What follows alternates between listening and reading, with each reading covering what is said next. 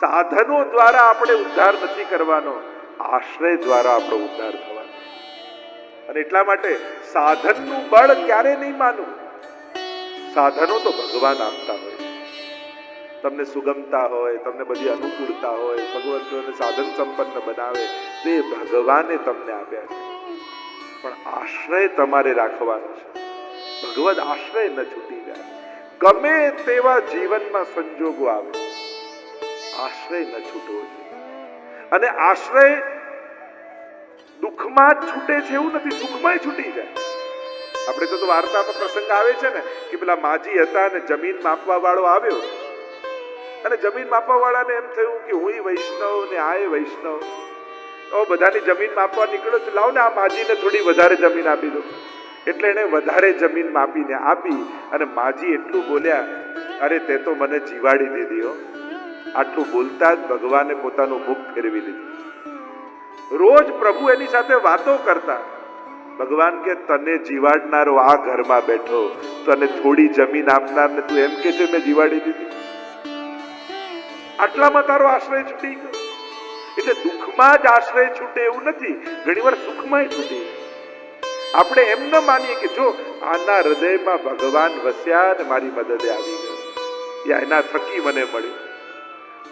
વૈષ્ણવે મૂળમાં ઉપકાર તો ભગવાનનો જ જાણવો. હા, કોઈની મદદ લેવાય, કોઈનો ઉપયોગ કરાય, કોઈનો સાથ લેવાય, પણ સુખના દાતા કોઈ વ્યક્તિ નથી હોતા, એ પરમાત્મા જ હોય છે. લોકો વસ્તુ આપી શકે છે, સમય આપી શકે છે, સાથ આપી શકે છે, સહયોગ આપી શકે છે, પણ સુખ તો કેવલ ભગવાન જ આપી શકે છે. કોઈનો સાથ ગેરંટી નથી આપતું કે આની મદદથી સુખી થઈશ. સુખી કરનારા પરમાત્મા. અને એટલા માટે વૈષ્ણવે સુખમાં પણ યાદ રાખવું, કાંઈ પણ અનુકૂળ થયું, કોઈએ સહયોગ કર્યો, કોઈ આ કર્યું, પણ હંમેશા એમ વિચારું આજે ભગવાન આના દિલમાં વસે. મારા ઠાકોરજીએ કેવી કૃપા કરી, આજે એના દિલમાં વસી ગયા. આશ્રય છૂટવો નથી. જે સતત ભગવદ આશ્રય, હવેલી પણ થાય તો દરેક જગ્યાએ શું, અમે લોકોના ભરોસે હવેલી નથી કરતા, અમે ભગવાનના ભરોસે હવેલી કરી છે. આપણે આ શ્રીનાથ ધામ સહયોગ બધાનો જોઈશે, પણ ભરોસો તો ઠાકોરજીનો છે. અને તો જ સાહસ થઈ શક્યો. જેનો આશ્રય કમજોર હોય ને સાહસ ન કરી શકે. કદાચ પોતાના માટે સાહસ કરી, આ તો સમાજ માટેનું સાહસ હોય, આ તો ભગવાન માટેનું સાહસ હોય, આ તો ભક્તો માટેનું સાહસ હોય. ત્યારે કદાચ અમે લોકો પણ 6 મહિના પહેલા એવું વિચારી નતા શકતા કે 4 મિલિયન ની કોઈ પ્રોપર્ટી આપણે લઈ શકીશું હવેલી માટે. કલ્પના ન થઈ શકે. બજેટ પણ કેવું વધતું હતું પેલા કે 7 થી 8 લાખની આસપાસ હોય ને એવી પ્રોપર્ટી ગોતજો, ત્યાંથી શરૂ થયું. પછી પાછું એકાદ વર્ષ ગયું કે વાંધો નહીં, હવે 1.5 ની આજુબાજુ હોય તો વાંધો નહીં આવે, કદાચ લોકોનો ઉત્સાહ ઘણો છે. છતાંય દિવસો ગયા, પછી હવે 2 મિલિયન સુધી તો લેવું જ પડશે, એના વગર લંડનમાં મળશે નહીં. અને એવું કરતા કરતા કદાચ અમને કોઈને એવી કલ્પના નહોતી કે 4 મિલિયનની કોઈ પ્રોપર્ટી આપણે લઈ શકીશું. વિચાર કરો, આ કેવલ ને કેવલ શ્રીનાથજી બાબાની કૃપા છે. કેવલ આ ભગવાનનો આશ્રય સાથે થયો. અને આ ભરોસો અમારા ટ્રસ્ટીઓને, અમારા કમિટી મેમ્બર્સ, અમારા કાર્યકર્તાઓ અને દરેક વૈષ્ણવનો આ ભરોસો છે કે જ્યારે કોઈ એક મોટું કાર્ય કરવા જઈ રહ્યા છે ત્યારે ભરોસો મોટો રાખો. સામર્થ્ય ભલે નાનું હોય ને, જો મનોરથો મનમાં કરો ને ત્યારે પોતાના સામર્થ્યને જોઈને ના કરો, કારણ કે આપણું સામર્થ્ય બહુ નાનું છે, બહુ નબળું છે. પણ મનોરથ કરો ત્યારે પોતાનું સામર્થ્ય જોઈને નહીં, ઠાકોરજીનું સામર્થ્ય જોઈને કરવું, તો જ મોટું કાર્ય થઈ શકે. પ્રભુ સર્વ સમર્થો હિ તતો નિશ્ચિત તથા પ્રદે. મારો ઠાકોરજી મહાપ્રભુજી કહે છે કે તું જેના શરણે ગયો છું, તું જેને સમર્પિત થયો છું, તે જેની જોડે સંબંધ જોડ્યો છે એ સર્વ સમર્થ. અને સર્વ સમર્થની જોડે સંબંધ જોડ્યો છે તો તારું સામર્થ્ય પણ તું ના આંકતો, તારું સામર્થ્ય ઠાકોરજી નક્કી કરશે કે તારી અંદર કયું સામર્થ્ય છે એ ભગવાનને નક્કી કરવા દે, તું ન કરીશ. કારણ કે આપણે નીચે જોઈએ, આપણી આંખો આમ નીચે જોઈએ તો કેટલું જોઈ શકો? તમારી હાઈટ હોય ને એટલું. કોઈની 5 ફૂટ, કોઈની 5.5 ફૂટ, કોઈની 6 ફૂટ. પણ જ્યારે ઉપર જુઓ છો ને ત્યારે કરોડો કિલોમીટર દૂર રહેલા એ સૂર્ય અને ચંદ્રમાને જોઈ શકો. બસ આ નીચે જોવું એટલે પોતાનું સામર્થ્ય, અને ઉપર જોવું એટલે ભગવાનના સામર્થ્યમાં કામ. આ શ્રીનાથ ધામ કદાચ અમે અમારા સામર્થ્યને જોવા ગયા હોત તો ન કરી શકાય, પણ પ્રભુએ જ્યારે પોતાનું સામર્થ્ય જોડી દીધું તો કલ્પનાએ નહોતું એટલું મોટું સાહસ કરવા સમર્થ બન્યા. આ કારણ, બસ આ વિશ્વાસ ને આ ભરોસો જ્યારે ભગવાને આપણા બધા ઉપર રાખ્યો. આપણે જ્યારે ઠાકોરજી પર ભરોસો રાખીએ છીએ ને એ જ ક્ષણે ઠાકોરજી પણ આપણા પર ભરોસો રાખતા હોય છે. અને જેના પર ભરોસો હોય ને ભગવાન એને જ જવાબદારી આપતા હોય. ભગવાનને જેના પર ભરોસો ના હોય ને એને જવાબદારી ના આપે, એને વિચારે ના આપે, એને સાહસ કરવાની વૃત્તિ ના આપે. પ્રભુ જ્યારે કોઈ કાર્ય કરવા માટે તમને નિમિત્ત કરે ત્યારે વિચાર કરજો કે આજે ભગવાને મારા પર ભરોસો રાખ્યો. આજે એક સત્ય ઘટના છે. આખા બિહારમાં એક વ્યક્તિ હતો અને એની પત્નીને જ્યારે બીમારી આવી અને એને ઈલાજ કરવા માટે બીજે ગામમાં લઈ જવું હતું, અને ગામમાં મોટો પર્વત, તો ફરીને કેટલા કિલોમીટર દૂર જવું પડે, અને એને કારણે એને એની પત્નીને ગુમાવી દીધી. ત્યારે એને એમ થયું કે આટલું દૂર ગામના લોકોને તકલીફ પડે છે, પોતે કુહાડી ઉપાડી અને એકલા હાથે એને આખા પર્વતને તોડ્યો અને એમાંથી રસ્તો કર્યો. આ સત્ય ઘટના, એના ઉપર મૂવી બની છે. અને ત્યારે કોઈ એને પૂછ્યું કે તને ભગવાન પર ભરોસો નતો કે કોઈ આવીને એક દિવસ કરી જશે, રસ્તો બનાવી જશે, તે આટલી મહેનત કેમ કરી? ત્યારે એ વ્યક્તિએ બહુ સુંદર જવાબ આપતા કહ્યું કે ભગવાન પર ભરોસો મને છે કે નહીં એ તો પછીની વાત, પણ મેં કરવાનું નક્કી કર્યું ત્યારે મને વિચાર આવ્યો કે કદાચ ભગવાન મારા ભરોસે બેઠો હોય તો કોણ જાણે કે ભગવાન મારા ભરોસે બેઠો હોય કે આ વ્યક્તિ કરશે, એટલે મેં એમ વિચાર કર્યો કે આ કામ માટે ભગવાને મારા પર ભરોસો રાખ્યો છે, એટલે કોઈની રાહ ન જોઈ મેં કુહાડી ઉપાડીને રસ્તો કરી નાખ્યો. એમ જ આ શ્રીનાથ ધામ બનાવવાનું છે, અને એવું કરવું છે કે જ્યારે ઉદ્ઘાટન હોય ત્યારે કોઈ લોન ન હોય, ત્યારે એવો વિચાર કરજો કે આપણે ભરોસે નહીં, હવે ભગવાન આપણા પર ભરોસો રાખીને સાહસ કરે છે. અને આવો આપણે બધા જ ભેગા મળી પ્રભુના આ ભરોસાને સાર્થક કરીએ. 84 વૈષ્ણવના નામ આજે પૂરા થઈ જાય, જેથી પ્રભુ ઉપર કોઈ ભાર ન રહે અને આપણે બધા જ કટિબદ્ધ થઈએ. હજી આપણી પાસે આટલા મહિના છે, દર મહિને નક્કી કરી કે આમ કરવું છે. તમારા ફ્રેન્ડ સર્કલને ભેગા કરો, તમારા સત્સંગ મંડળને ભેગા કરો, તમારા મિત્ર વર્તુળને ભેગા કરો. અને અમે એમ પણ નક્કી કર્યું છે કે આ 84 વૈષ્ણવમાં એક પ્લેટ જ્યારે આવે તો તમે એકલા ન કરી શકો તો મેક્સિમમ 4 લોકો, પણ સાઈઝ એ જ રહેશે પણ એમાં 4 ના નામ આવે તો 2 જણા 4 જણા ભેગા મળીને પણ આમાં જોડાઓ, જેથી આપણું આખી આ સ્કીમ પૂરી થાય. અને શ્રીનાથ ધામ જેવું ધામ કે જેમાં આખી વૈષ્ણવી સૃષ્ટિ યુકેની વસ્તી હોય એ ગૌરવ લઈ શકે એવું સ્થાન આપણું બને. તો આ 84 વૈષ્ણવમાં અહીંયા બેસેલાના નામ આવે.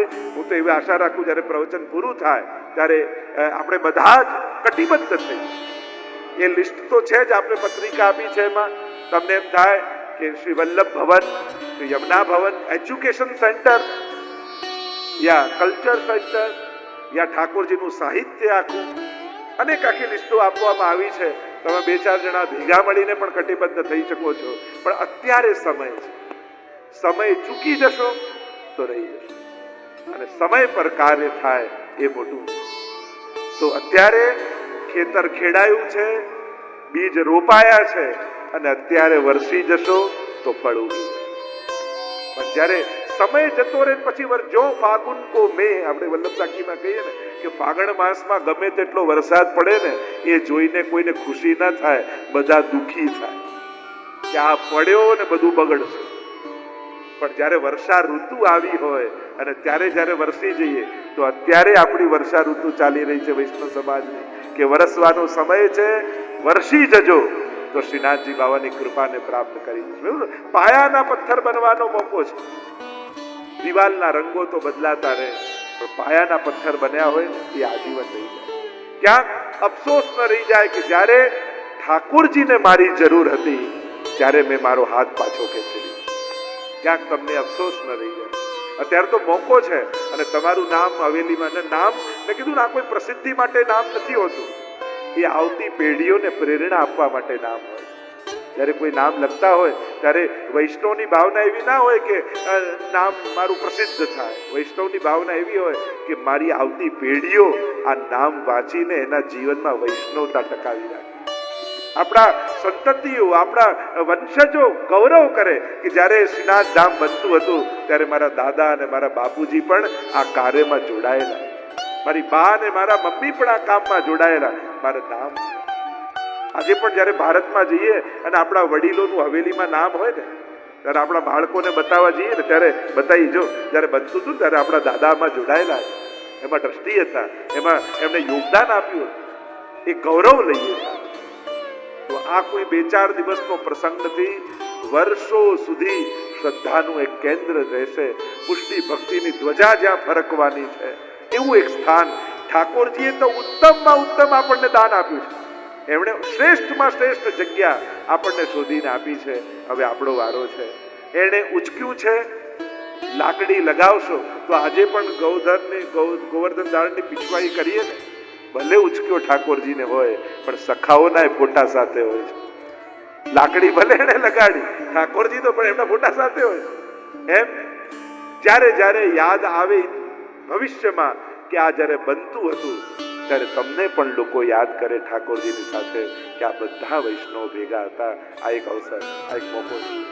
તો કાલે 10,000 સુધીની સ્કીમ તો આજે છે, કાલે 5,000, 2,500 ને 1,000 એટલે કે વૈષ્ણવ બોલ, એની bricks, golden bricks, silver bricks અને એક આખી વૈષ્ણવ માલા, એ આખી મણકા 108 મણકાની એની આખી સ્કીમ કાલે ઘોષણા કરીશું. પણ આજે આ આખું જે લિસ્ટ આપને મળ્યું છે નિર્માણનું અને એની સાથે 84 વૈષ્ણવ એ તો અમારે પૂરા કરવા જ છે. એટલે બધા સંકલ્પિત થજો. એ સમયે નથી જગ્યા ન તો સમય, પણ એક ખાલી અમે ઘોષણા કરી અને 40 જણા થઈ ગયા. હવે તો આંખની સામે જગ્યા છે. અને કદાચ તમારા મનમાં આપું કે નહીં એવું જો જાગતું હોય ને તો એકવાર જઈને જાસ્પર સેન્ટર જોઈ આવો. જોશો ને તો તમને એમ થશે કે ના આપવા જેવું જ છે.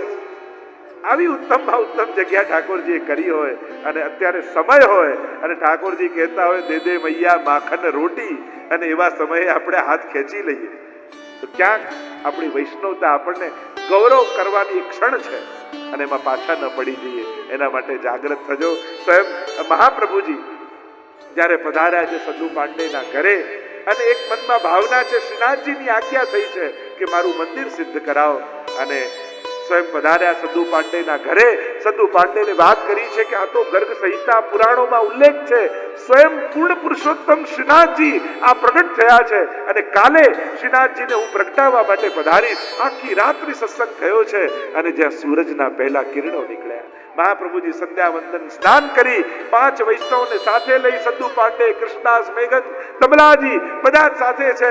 અને ત્યાં ગિરિરાજજી ઉપર શ્રીનાથજી બાબા પ્રતીક્ષા કરી રહ્યા છે ક્યારે મહાપ્રભુજી પધારે અને બાથ ભીડી. અને હું બાથ ભીડી લઉં મહાપ્રભુજીને અને અહીંયા મહાપ્રભુજીને તાલાવેલી છે કે મારા શ્રીનાથજી બાબા કેટલો સમય વિયોગ થયો છે, ફરી મને મળશે.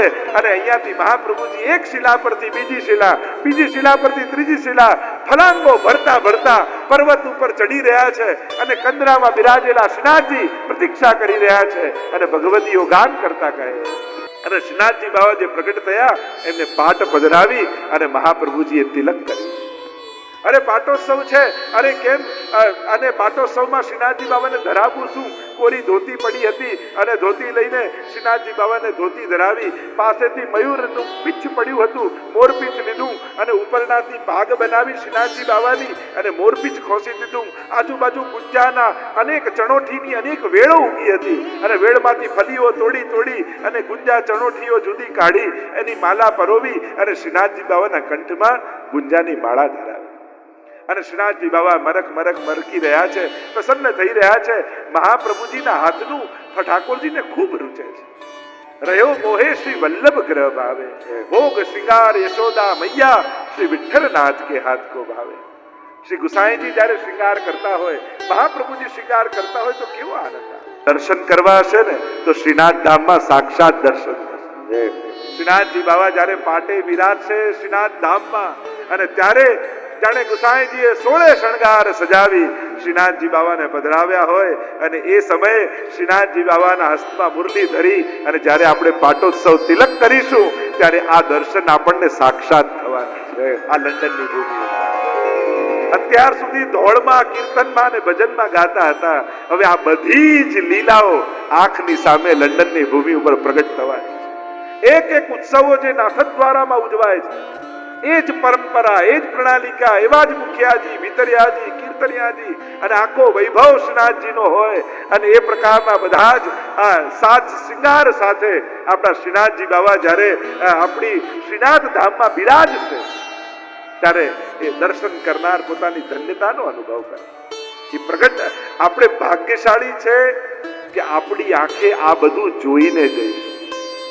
ઘણા એવા ભગવતીઓ હતા જે રાહ જોઈને જતા રહ્યા, પણ આપણે આપણી આંખે એમને દર્શન કરાવીશું કે આ દર્શન આપણે ભાગ્યશાળી છે. ખરેખર નસીબ વાળા છો લંડનના વૈષ્ણવ કે તમારી આંખે આ બધું જોવાના છો. આ ઝાંખી તમને થવાની. સાક્ષાત નાથદ્વારાનું એ કલ્ચર લંડનની ભૂમિ ઉપર પ્રગટ થશે. ત્યાંની જે પ્રણાલિકાઓ, પરંપરાઓ, એ પ્રમાણેના તહેવારો, એ પ્રમાણેના ઉત્સવો જે રીતે હવેલી પરંપરામાં ઉજવાય, એ આખી પરંપરા સાથે. કારણ કે શ્રીનાથજીથી જ કેવલ પુષ્ટિ નથી થતું, મહાપ્રભુજીની પ્રણાલિકાથી પુષ્ટિ સ્વરૂપ બને છે. બાકી શ્રીનાથજીનું સ્વરૂપ તો બજારમાં મળતું હોય, ગમે તે લાવીને પધરાવી દે. પણ જે મહાપ્રભુજીની પ્રણાલિકા છે, અને એ પ્રણાલિકાથી જ્યારે એમની સેવા થાય છે ત્યારે એમાં પુષ્ટિ સ્વરૂપનો આવિર્ભાવ થાય છે, અને એ પુષ્ટિ સ્વરૂપ ત્યાં આવીને બિરાજે. તો એ જે જૂના સમયમાં તમે ભારતની હવેલીઓના દર્શન કરીને મોટા થયા, એ દર્શન હવે તમારા બાળકોને અહીંયા મળશે. હવે બાળકો જાણશે કે અત્યાર સુધી લોકો કે બાળકોને શીખવાડો, યુવાનોને શીખવાડો, પણ એ પ્લેટફોર્મ જ નહોતું, એ જગ્યા જ નહોતી. ક્યાં શીખવાડવાની? મહિને એકવાર મીટિંગ થાય, યા વર્ષે એકવાર 7 દિવસની કથા થાય. કેમ કરીને તમારા બાળકો સાથે આત્મસાત કરી, કેમ કરી તમારા યુવાનો સાથે બેસી. હવે આ શ્રીનાથ ધામ એક પ્લેટફોર્મ બનશે. અમારા ઠાકોરજીની બાલ ગોવાળોની પાઠશાળા થશે, યુથ ગ્રુપ ઊભું થશે. કે યુવાનો કહીએ, પણ યુવાનોના ગ્રુપમાં યુવાનો હોય છે ક્યાં? આપણે યુવાનોના નામ કહીએ, પણ યુવાનો ક્યાં? હવે પ્લેટફોર્મ મળશે કે હવે ખરેખર તમારા યુવાનો સુધી અમે પહોંચી શકીશું, તમારા યુવાનોને ભેગા કરી શકીશું. હવે આપણી પાસે જગ્યા છે આવવાની. ત્યાં યુથની બધી જ એક્ટિવિટીઓ ચાલે, યુથ રિલેટ કરી શકે એવી એક્ટિવિટીઓ જોઈએ. તો આ બધી પ્રવૃત્તિઓ, જ્યાં સમાજ સેવા, સંસ્કૃતિની સેવા અને પ્રભુની સેવા, આ ત્રણેય ત્રિવિધ મેળાપ, જ્યાં ત્રિવેણી સંગમ થશે, એ આપણું શ્રીનાથ ધામ બનવાનું છે. કારણ કે સમાજ સેવાના પણ અનેકવિધ કાર્યો અહીંયાથી થશે, જે યુવાનોને સોંપીશું. યુવાનોને કહીશું કે તમને ગમે એવી પ્રવૃત્તિ તમે ઉપાડો, તમે નક્કી કરો શું કરવાનું. અને અત્યારના સમયમાં એમને જે ગમે એમાં સ્પોર્ટ્સ પણ આવી જાય, એમાં મ્યુઝિક ને આર્ટ પણ આવી જાય, અને એની સાથે સોશિયલ વર્ક પણ આવી જાય. આ ત્રણેયને ભેગું કરી યુવાનોને અમે જવાબદારીઓ આપીશું કે લો, હવે તમને જગ્યા આપી છે, તમે નિર્ણયો લો. અને એ રીતે યુવાનોને સાંકળવાનું આ શ્રીનાથ ધામ મોટું પ્લેટફોર્મ બનશે. અને એટલા માટે જે હવે તમે ફરિયાદ કરતા હતા કે અમારા બાળકો માનતા નથી, અમારા દીકરાઓ માનતા નથી, પણ હવે શ્રીનાથ ધામ મળ્યું છે, અમને પણ પ્લેટફોર્મ મળ્યું છે કાર્ય કરવાનું, અને યુવાનોને પણ મળ્યું છે. હવે આ એક મળવાની જગ્યા છે, ત્યાં તમારા યુવાનો સાથે અમે બેસીશું, ચર્ચાઓ કરીશું, પ્રશ્નોત્તરીઓ થશે, એમના પ્રશ્નોના સમાધાન થશે. અને શ્રીનાથ ધામ એ સુધારવાની જગ્યા નથી બનાવી, સ્વીકારવાની જગ્યા બનાવી છે. જેવા છો એવા આવો, સુધરીને આવો એવું નથી. હવે આવો તમે, અમે તમને સ્વીકારો. અમારો શ્રીનાથજી બાબા ક્યાં કોઈને શરત રાખે કે ના મારા મંદિરે એ જ આવવાનું, જે ગુસ્સો ન કરતો હોય, લોભ ન કરતો હોય. શ્રીનાથજી કે આવ આવ આવ આવ, તું આવતો ખરા, તને સુધારવાની જવાબદારી મારી છે, પણ સુધરીને આવ એવી પ્રતીક્ષા નથી કરતા. આવ, સ્વીકારવાની ભાવના. અને આ સ્થળ શ્રીનાથ ધામ એવું સ્થાન બનશે કે જ્યાં વલ્લભ અને શ્રીજી બંને હાથ ફેલાવીને ઊભા હશે. બસ તું મારો થા, મારી સાથે આવ, મારી પાસે આવ. મન મના ભવ મદ ભક્તો મધ્યાજી મામ નમસ્તે. ગીતાજીમાં ભગવાન કહે મને ભજનારો થા, મારો થા, અને હું તને તારા પાપમાંથી મુક્ત કરું. ગીતાજીમાં તો કેવું ભગવાન આમ હાથ ખોલીને આહ્વાન કરે, સર્વ ધર્માન પરિત્યજ્ય મામ એકમ શરણમ વ્રજ અહમ ત્વા સર્વ પાપેભ્યો મોક્ષયિષ્યામિ મા સુતમ. હું તને તારા પાપોમાંથી મુક્ત કરાવીશ, તું મારો તો થા, મારી પાસે તો આવ. તો આ શ્રીનાથ ધામ, અહીંયા મહાપ્રભુજીએ શ્રીનાથજીને પધરાવ્યા છે, પણ હજી તો નાનું મંદિર બન્યું છે. હજી તો અનેક કથાઓ આવશે. પૂરણમલ ક્ષત્રિય નામનો એક વૈષ્ણવ અંબાલામાં રહે, નથી વૈષ્ણવતાને કંઈ જાણતો, નથી બ્રહ્મ સંબંધ, નથી કંઈ એને ખબર, પણ શ્રીનાથજી એ અંબાલામાં રહેલા પૂરણમલને સ્વપ્નમાં આવીને આજ્ઞા કરે છે કે તું મારું મંદિર બનાવ. અને એ પૂરણમલ કઈ જેને ખબર નથી શ્રીનાથજી વિશે, પુષ્ટિ માર્ગ વિશે, વૈષ્ણવ વિશે, બ્રહ્મ સંબંધ વિશે, અને શ્રીનાથજી એને સિલેક્ટ કરે છે, તું મારું મંદિર બનાવ. અને એ કઈ રીતે પુરુષાર્થ કરે છે અને કઈ રીતે શ્રીનાથજીનું મંદિર બાંધે છે, એ કાલની કથામાં આપણે દર્શન કરીશું.